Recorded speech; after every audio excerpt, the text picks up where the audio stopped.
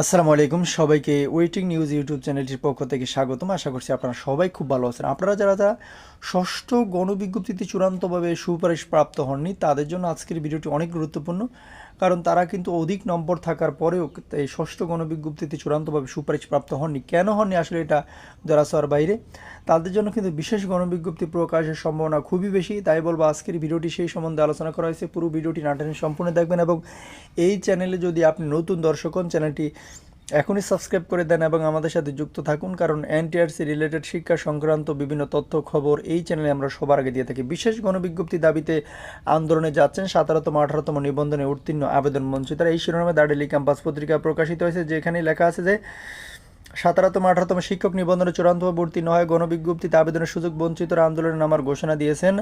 আগামী সোমবার 29 সেপ্টেম্বর বেসরকারি শিক্ষক নিবন্ধনে প্রত্যয়ন কর্তৃপক্ষের এনটিআরসির সামনে সকাল 9টায় কর্মসূচি শুরু হবে।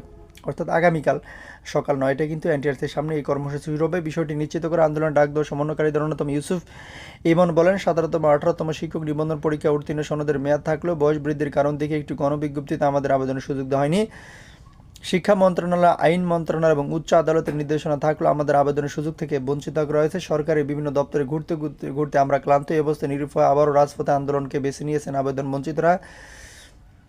জানা গেছে 2020 সালের জানুয়ারি মাসে 17তম নিবন্ধন বিজ্ঞপ্তি প্রকাশ করা হয়। প্রিলি রিটেন ও ভাইবার পর চূড়ান্ত ফল প্রকাশিত গত বছর 28 ডিসেম্বরে।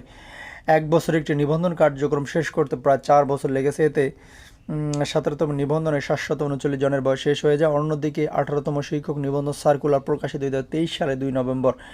দীর্ঘ 1.5 বছরের বেশি সময় ধরে পরীক্ষার প্রতিটি ধাপ শেষে চূড়ান্ত ফলাফল প্রকাশিত 2025 সালে 4 জুন। এতে অনেকের বয়স শেষ হয়ে যায়। ভিডিওর মাঝখানে বলবো, আপনি যদি এখনও এই চ্যানেলটি সাবস্ক্রাইব করে না থাকেন প্লিজ চ্যানেলটি সাবস্ক্রাইব করে দিয়ে আমাদের সাথে যুক্ত হয়ে যান, কারণ এনটিআরসি এর সর্বশেষ খবর সবার আগে, বিশেষ করে তার বিশেষ গণবিজ্ঞপ্তি যখন প্রকাশিত হবে তখন আমরা সাথে সাথে ভিডিও দিয়ে দিব, আপনারা দেখতে পারবেন।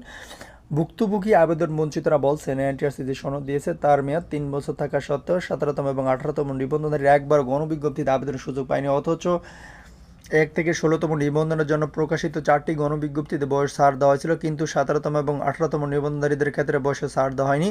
তাদের সঙ্গে বৈষম্য করা হয়েছে। এই বৈষম্যের অবসান চান তারা। এনটিআরসি একটি সূত্র জানিয়েছে, বেসরকারি শিক্ষা প্রতিষ্ঠানে 60,000 বেশি শিক্ষকের পদ শূন্য রয়েছে। এই পদগুলিতে বিশেষ গণবিজ্ঞপ্তির মাধ্যমে পূরণ করার দাবি জানিয়েছেন 17তম 18তম নিবন্ধনে চূড়ান্তভাবে উত্তীর্ণ হয়েও আবেদনের সুযোগ না বা প্রার্থীরা। উল্লেখ, এর আগে একই দাবিতে এনটিআরসি কার্যালয়ের সামনে, জাতীয় প্রেস ক্লাবের সামনে একাধিকবার শান্তিপূর্ণ বা মানববন্ধন, আমরণ, অনশন কর্মসূচি পালন করছেন 17তম 35 ঊর্ধ্ব নিবন্ধনধারী। এছাড়া আবেদনের সুযোগ চেয়ে প্রধান উপদেষ্টা, জনপ্রশাসন মন্ত্রণালয়, শিক্ষা মন্ত্রণালয় এবং এনটিআরসি চেয়ারম্যান বরাবর স্মারকলিপি দিয়েছেন। তারা দাবি আদায়ে নতুন করে কর্মসূচি ঘোষণা করেছেন 17তম নিবন্ধনধারীরা। তাদের সঙ্গে যুক্ত হচ্ছেন 18তম নিবন্ধনধারীরা। আসসালামু আলাইকুম।